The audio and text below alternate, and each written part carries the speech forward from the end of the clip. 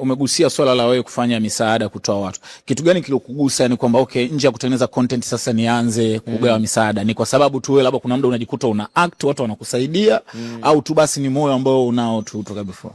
Mimi napenda kusaidia watu kwa sababu mimi mwenyewe nimetokea kwenye mazingira hayo. Mimi nimekuja Dar, nalala nje. Yaani sina sehemu yoyote hakuna sehemu yoyote nimefikia, nilikuwa nalala nje. Kwa hiyo mazingira yale ya wahitaji ni mazingira ambayo mimi pia nimepitia. Kwa hiyo kidogo ambacho ninakipata kwenye kazi zangu najaribu kuwagusa pia watu ambao wana uhitaji. Ndio. Maana nakumbuka katika moja ya prank ambazo nilikutana nayo ulikuwa unakula kwenye masufuria yale, kama mtu alikuwa anauza chakula ukaanza kula ukala. Dodoma. Ilikuwa ni Dodoma Alafu ikafika mtu mmoja kama akakuonea huruma, akamwambia mwambieni huyu aje akakununulia miogo, lakini wakati anatoa hela wewe ukatoa. Ile ilikuwa ni Dodoma. Ile mtu kuna muda alinama hivi akawa kama anakuambia kitu. Alikwambia nini? Mimi ndo nilimwambia bwana tuna shoot, kwa sababu alikuwa hataki kuichukua ile hela. Sasa akajiuliza kamera iko wapi? Nikamuonesha kamera ile pale. Sasa alivyojua kwamba kamera inamulika akafurahia na akanikumbatia.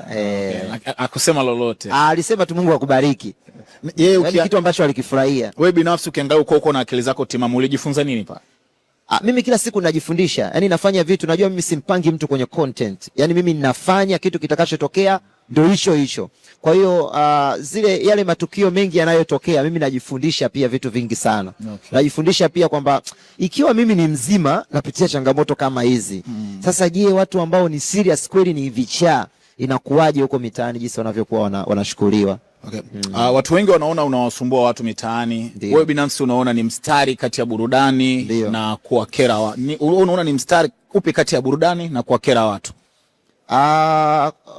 Unajua mimi nafanya content hizi za kusumbua watu.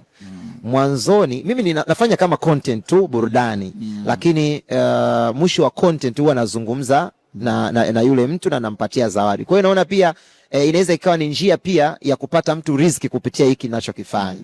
Hata kama ni kidogo namfanyia, kinazungumza naye nampatia chochote. Kwa hiyo Mungu ana namna ya kukupatia wewe riziki kupitia njia yoyote ambayo haukuitarajia.